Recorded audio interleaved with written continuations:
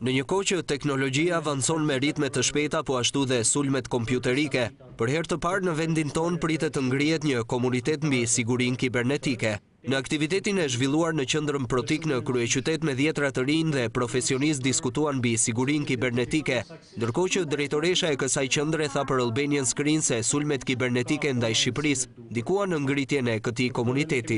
Mund të ketë edhe raste konkrete, institucionesh, kompanish, organizatash e tjerë që janë vërtet shumë vulnerabël, shumë të ndjeshëm dhe shumë të rrezikuar ndaj krimit kibernetik. Misioni ose objektivi i ditës sotme ishte që të krijohet një komunitet për IT security ose sigurinë elektronike.